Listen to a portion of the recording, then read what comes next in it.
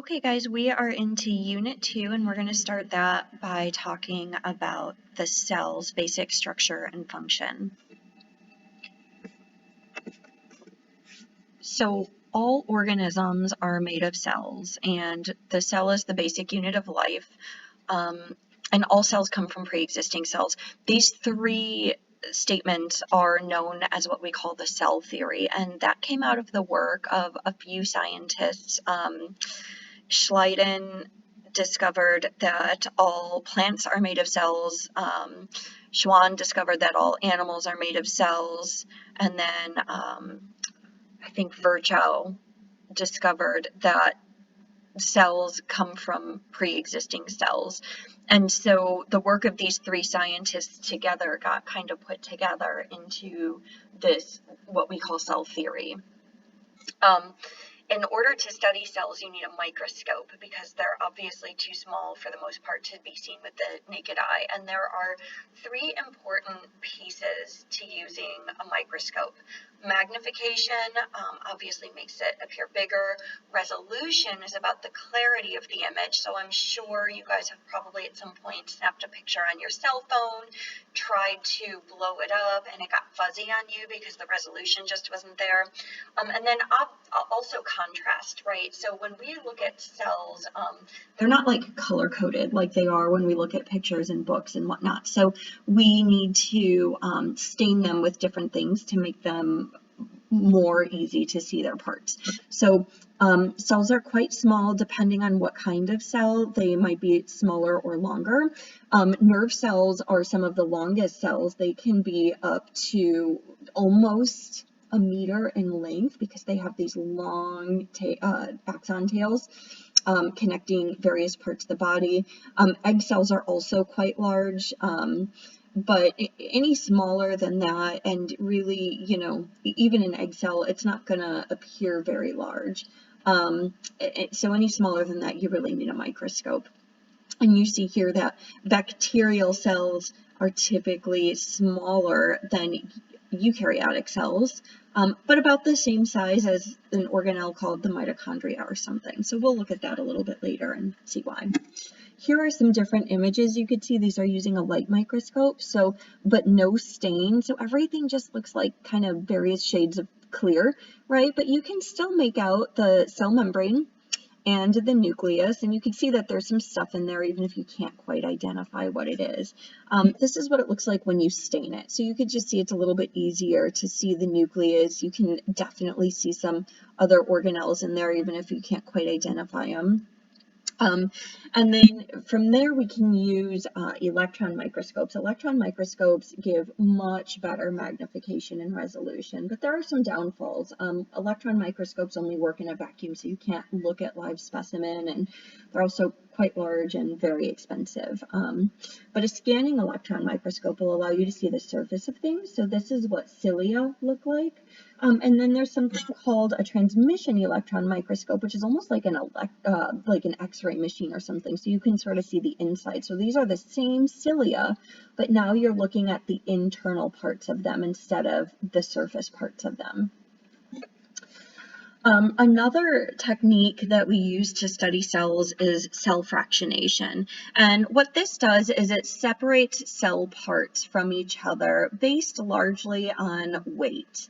And so this helps us to separate bigger things from smaller things and, you know, kind of put them into these different categories.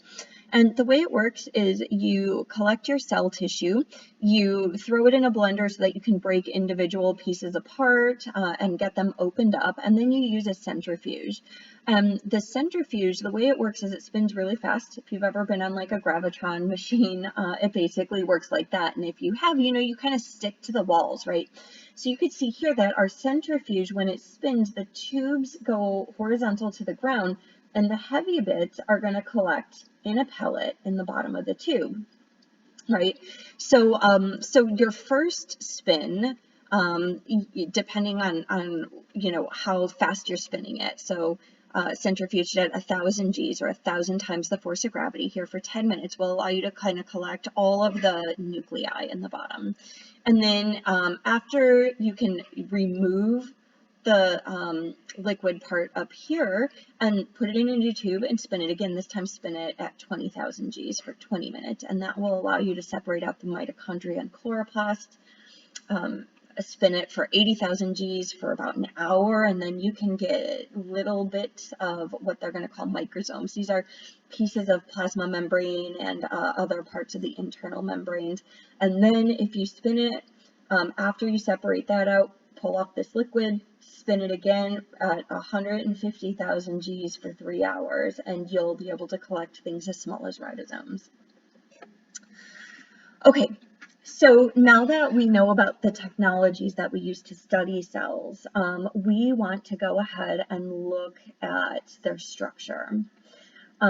So basic differences between eukaryotic and prokaryotic cells are that the eukaryote, we know, has its DNA in a nucleus. So we'll look at that. The only domains that have prokaryotic cells are going to be bacteria and archaea. Remember that bacteria are the more common bacteria, archaea are the ones that live in extreme environments. But everything else has a eukaryotic cell, so everything in the kingdoms protist, fungus, animal, or plant is going to be composed of eukaryotic cells. There are some basic features that all cells have in common, including a plasma membrane, that kind of semi-fluid substance that we call cytosol that everything is floating around inside, chromosomes that carry genes, and then ribosomes to make proteins. But from there, we see quite a few differences. So eukaryotic cells, we already said, are characterized by having DNA in a nucleus that is bound by a nuclear envelope and membrane-bound organelles, cytoplasm in the region between the plasma membrane and the nucleus as well. And eukaryotic cells, like we saw in that image, are generally much larger than prokaryotic cells. Prokaryotic cells are characterized by having no nucleus. Their DNA is in an unbound region called the nucleoid. So the nucleoid, I want to point out, it's an unbound region. So this is literally a piece of DNA that just hangs out in a part of the cell that we call the nucleoid, okay? So it's not the nucleus, it's different, but it's where the DNA hangs out. Prokaryotic cells do not have any membrane-bound organelles at all. They do have ribosomes, but ribosomes don't have a membrane. And then they have cytoplasm bound by the plasma membrane. Okay, so if we look at a simple bacterial cell, you'll see that you have a cell membrane, aka plasma membrane. That's kind of this orange bit in here. The little dots are ribosomes.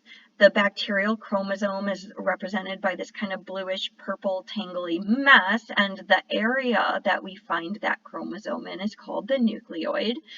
And then a couple other things that prokaryotes have. They have a cell wall outside of their plasma membrane. And that cell wall, depending if they're bacteria or archaea, will be made of different things. So if it's eubacteria, they're going to have a cell wall made out of peptidoglycan. And if it's archaea, they're going to have a cell wall made out of these modified lipids. And then some bacteria, but not all, have this capsule, which is this kind of yellow thing on the outside of that cell membrane. And then for movement, you could see that they have flagella, which are tail-like structures. They are similar to the flagella on a sperm cell, but they are actually put together a little bit differently. And then you have these fimbriae here, which are used for attachment and some other things we'll look at later. Okay, so how how come cells are small, right? Like, why do we basically need a microscope to see them? Why can't they get big? And the answer to that is that there are metabolic requirements that set limits on how big the cell can get, because the surface area does not increase as quickly as the volume. So the surface area of a cell, and when we say surface area of a cell, we mean cell membrane, it increases by a factor of n squared. But the volume of the cell increases by a factor of n cubed. So the surface area, when the cell membrane doesn't get as big as quickly as the insides of the cell, remember that your cell membrane is how your cell interacts with the environment. It's how it gets nutrients in and how it gets waste products out, right? So if you don't have enough of that surface area, that cell membrane, that ends up being a problem. Toxins can accumulate inside the cell, poisoning the cell, and obviously if the cell's not getting enough nutrients in, it's not going to be able to maintain homeostasis. You can kind of see that represented in this simple model here.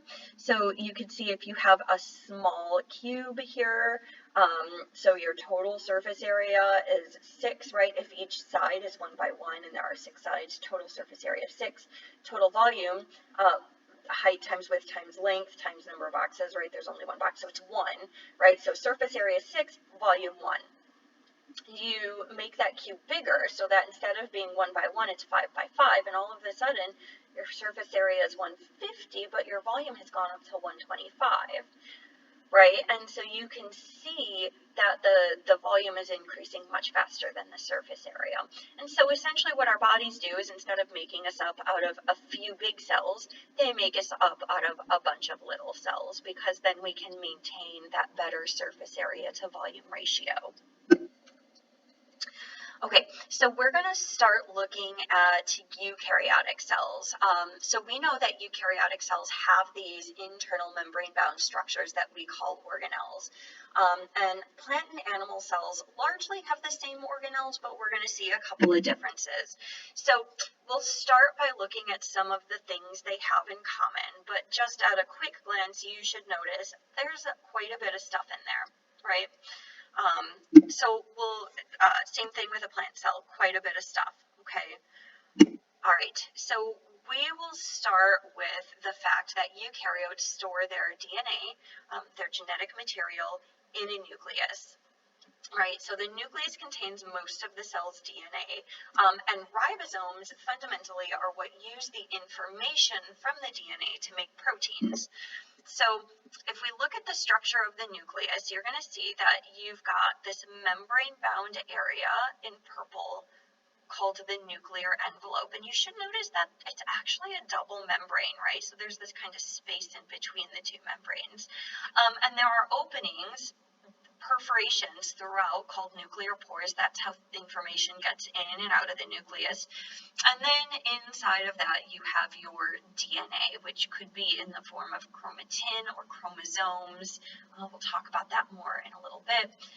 And then this area, this dense region called the nucleolus. Okay, so pores regulate the entry and exit of molecules from the nucleus. The shape of the nucleus is maintained by the nuclear lamina, which is composed of protein. And then the nuclear matrix is a network of fibers that goes throughout the nucleus. It's kind of like the cytoskeleton, so it sort of holds the nuclei's shape and organizes things inside it a bit.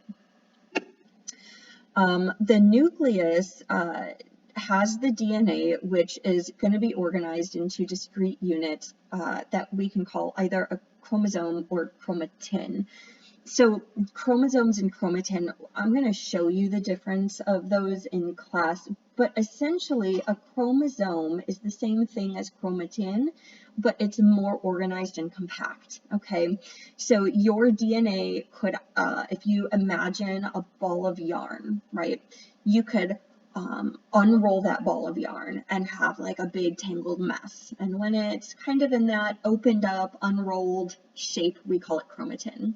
Or you can start coiling that yarn, right? And you can wrap it and wrap it and wrap it and wrap it. And create something that's a little more organized, and we would call that shape a chromosome. It's important to note that the condensed, organized chromosome form of DNA is really only present during mitosis. So if a cell's not dividing, you're probably going to see that more opened up form of chromatin. The nucleolus was that kind of dense region within the nucleus. This is the site where ribosomes are made. Specifically, if you remember, there are three types of RNA, mRNA, tRNA, and rRNA. So ribosomal RNA is the RNA portion of a ribosome. And so the nucleolus is where the DNA that codes for the ribosomal RNA is located, and it will be transcribed into ribosomal RNA, and then that ribosomal RNA can be folded up to with associated proteins to build a ribosome. So ribosomes are particles made of ribosomal RNA and protein, and they of course carry out protein synthesis in two major locations in the cell. We say there are free ribosomes, which are floating around in the cytoplasm, and those make what we call in-house proteins, proteins that are going to be used in the cell, largely that are just going to be left floating around in the cytoplasm. On the outside of the endoplasmic reticulum is where we find bound ribosomes, and these are going to be ribosomes that make proteins that need to either be secreted out of the cell or targeted to a very specific location. Okay, so that brings us to the endomembrane system, which largely regulates protein traffic and is involved in some other metabolic functions in the cell. So the endomembrane system really is any of the membrane bits inside the cell. So that includes the nuclear envelope, the endoplasmic reticulum, the Golgi apparatus, lysosomes, vacuoles, and the plasma membrane, because they all are constructed of phospholipid bilayers. And so these components are either continuous or connected via transfer by vesicles, which we'll look at more. So you can see that your nuclear envelope, right, which we said has two layers, there's the inner layer, here's the outer layer. You can see here that it's actually physically connected to your endoplasmic reticulum, right? So there's this connected bit here. And you'll also see here that you have what we call the rough endoplasmic reticulum, rough ER. You can see it's studded with the ribosomes. And then over here kind of looks like coral a little bit, like a coral reef. You have your smooth ER, which is not studded with ribosomes. So we'll see that those have some slightly different functions. And basically what happens is you could sort of think of plasma membrane as having the consistency of like Play-Doh, right? So you could pinch off a vesicle, right, and have it contain something, a protein you just made or something, right, and that vesicle can be transported around the cell to various regions so that you can either do some chemical reactions with that protein or you can release it to a particular place where it can go do its job. So let's start with looking at the smooth endoplasmic reticulum. It did not have any ribosomes, so it's not involved in protein synthesis. The job of the smooth ER synthesizes lipids, it metabolizes carbohydrates, and it's involved in detoxification of drugs and other poisons, and it also stores calcium ions, and we're going to see that's really important in things like muscle contraction later. Okay. So the smooth ER has this function, right, making lipids like maybe for the plasma membrane, right, or detoxification. And what you'll find is that the amount of any particular organelle is not the same for every cell in your body. Each cell of your body will have varying amounts of different organelles, varying amounts of smooth ER, mitochondria, lysosomes, whatever, depending on their function. So because the smooth ER is so important in detoxifying drugs and poisons, if you were to look at cells of organs that are important in detoxification, like your liver, for example, you would see a lot of smooth ER in those particular organ tissues. Okay, the rough ER we know has bound ribosomes, and these secrete glycoproteins, which glyco, like you should think carbohydrate, and protein. So glycoproteins are proteins that are covalently bonded to a carbohydrate. And it also can distribute these protein products and transport vesicles.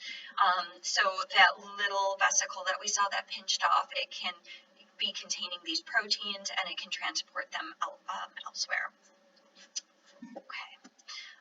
So where does it send them? It typically is going to send a vesicle containing a protein to the Golgi apparatus. So the Golgi apparatus is also part of the endomembrane system. It consists of flattened membranous sacs that we call cisternae.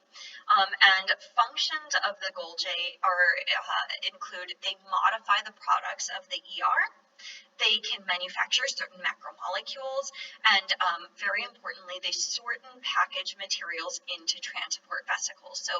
So the ER is largely sending its materials to the Golgi. The Golgi is going to package it, modify it, and send it to its final destination. Okay, so here you could see the Golgi, and you could see that you've got these kind of flattened stacks. You can imagine a stack of pancakes, right? Except that like they're made out of these little vesicles, right? So these vesicles come in and they fuse to form the cisternae. So in this little package, this first one over here, you could see a vesicle being received and the contents being put into the internal part here. Well, there's going to be a collection of enzymes in there that are going to modify those protein products. And then from here, there's a few different hypotheses about how these work. So this first cisternae might pinch a vesicle off and send it to, a second cisternae, which will have a different collection of enzymes. That's one hypothesis. The other hypothesis is that other vesicles fuse with that first one, and the first cisternae kind of becomes the second cisternae, and that other vesicle carries the enzymes for that second set of reactions. Okay, and I'll show you an animation of what that looks like a bit later. But that's basically it. And so you say you have cis cisternae and a trans cisternae. So the cis cisternae is the receiving side of the Golgi. This is the side closest to your endoplasmic reticulum. And as these cisternae mature and their products are consistently, being modified with enzymes, they become the trans cisternae. And then after all the modifications are complete, they'll be packaged into new transport vesicles that are going to be targeted to the final location. Okay, so lysosomes are one type of vesicle that could be created. Lysosomes contain hydrolytic enzymes, so I want you to think back to that first unit when we talked about hydrolysis reactions, which are digestive, right? They break down macromolecules, and so lysosomal enzymes can hydrolyze macromolecules like proteins and fats and polysaccharides and nucleic acids. And we find that they work best in acidic environments. And so again, making a connection back to that first unit when we talked about pH, in acidic environment, you should be thinking, okay, this is a low pH, right? These are pHs under 7. And then you should think about enzyme structure and function, right? Active sites, and the fact that if you modify the pH from where it works best, that enzyme may not work as well anymore. And the fact that these enzymes work best in an acidic environment ends up being kind of protective for the cell, because most of the cell is pretty close to neutral. And so if something happens and a lysosome is damaged and all of those hydrolytic enzymes are released inside the cell, they're going to quickly become non-functional because they're no longer in an acidic environment. So that cell might be able to contain the damage that's caused. Okay, some types of cells can engulf other cells through a process that we call phagocytosis. And this is where the cell membrane sort of forms a pocket around like a piece of food or something outside of it. It could be even a bacteria if we're talking about macrophages in the immune system, right? And it wraps around that piece of food or that bacteria and engulfs it into itself. Creating a vacuole. And then what can happen is the lysosome can actually fuse with that vacuole and digest the molecule, either digesting the food so that there's energy for the cell, or if it's a bacteria, if you digest it, right, then it's not going to be making you sick. So lysosomes, in addition to being kind of part of our immune response and necessary for digestion, they're also used to recycle the internal organelles of the cell. Sometimes they get damaged, they get worn out, they're older, whatever, and so through a process called autophagy, you can digest those organelles and then reuse the molecules that they were made out of. So auto means self and phage kind of means eating, so it's literally autophagy is like self-eating, when the cell consumes parts of itself, breaks it down, and uses it later. There are diseases associated with lysosomal disorders, such as Tay-Sachs, which is a disease that occurs in largely in Jewish populations, but this is where a particular type of fat called GM2 is the preferred source of energy for nerve cells in the brain. And they're supposed to be digested in lysosomes, but in Tay-Sachs disease, the enzyme that actually digests the fat is not functional. And so because you can't digest the fat, the brain cells aren't, extracting the energy from it. And so the brain keeps sending messages to the body to send more of the fat up, but it doesn't matter how much of it you send up, you can't digest it. And so it accumulates in the nerve cells and becomes toxic. We'll talk more about it later. But this is essentially kind of how it works, right? So a cell brings in maybe a food vesicle, or brings in a bacteria, or in this case, we've got two worn out organelles. So we've got like a mitochondria that's just not quite doing its job, a peroxisome, right? And so right now they're packaged in a vesicle, and that vesicle, it can be targeted through a marker protein that tells a lysosome like, hey, we need to kind of break these contents down. So the lysosome will fuse with that vesicle, and then the hydrolytic enzymes will digest those pieces. And this is what that looks like with an electron microscope. So here you can see the vesicle surrounding the here's your peroxisome fragment, right? And here's your mitochondria. You can see the mitochondria has these highly folded inner membrane. You can see bits of those folds in here. And so your lysosome will come in, fuse with that, and digest those pieces, and then your cell can reuse them.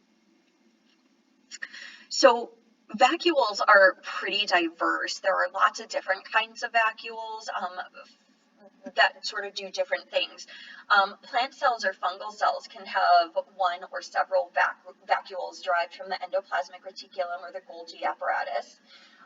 Plant cells are largely known for that large central vacuole that they have that takes up most of the volume of the cell and is used to hold like water, salts, other organic compounds. There are food vacuoles. We especially see these in things like protists, like amoebas and whatnot, and they, take the food molecules in from the outside through phagocytosis. And then there's also things called contractile vacuoles. So many freshwater protists do not, have a cell wall, and without that protective cell wall, water would rush in and cause the cell to burst. And so they use, instead of a cell wall, they use these contractile vacuoles to pump water out. Okay, so just a quick review of the endomembrane system. You have the nuclear envelope, which is that double membrane surrounding your nucleus that is physically connected to your endoplasmic reticulum. There are two parts of the ER, the smooth ER and then the rough ER. Either part of the ER can pinch these vesicles off and send them various locations, but they especially send them to the cyst or receiving site of the Golgi. The Golgi will modify the contents of that vesicle. So you have different vesicles pinching off or coming in and fusing at different times, bringing different enzymes. And then as it matures into the cis, and then the medial, and the in the middle, and then the transgolgi will pinch off vesicles to be sent to their final destination, which could be the cell membrane to secrete particles outside of the cell, or it could be maybe a lysosome because maybe some of those particles are hydrolytic enzymes, or wherever it needs to go. It might even send vesicles to a chloroplast or mitochondria, or various locations. Okay, so the mitochondria and the chloroplasts change energy from one form to another. So these are your energy processing plants in your cells. Mitochondria are the site of cellular respiration, which is a metabolic process that uses oxygen to generate ATP. And then chloroplasts, of course, are found in plants and algae and are the sites of photosynthesis, which use carbon dioxide and water to generate sugars, and of course the byproduct of that as well as oxygen. There are also things called peroxisomes. These are oxidative organelles. So they do oxidation reactions typically with things like amino acids or fatty acids, and as a product of that, they create hydrogen peroxide, which is why they're called peroxisomes. It's where the name comes from. Hydrogen peroxide is actually pretty damaging because they're very reactive. And so the other thing you'll find in peroxisomes are enzymes that neutralize that hydrogen peroxide. The enzyme is called catalase, and it will digest the hydrogen peroxide back into water and oxygen, which of course are both, harmless.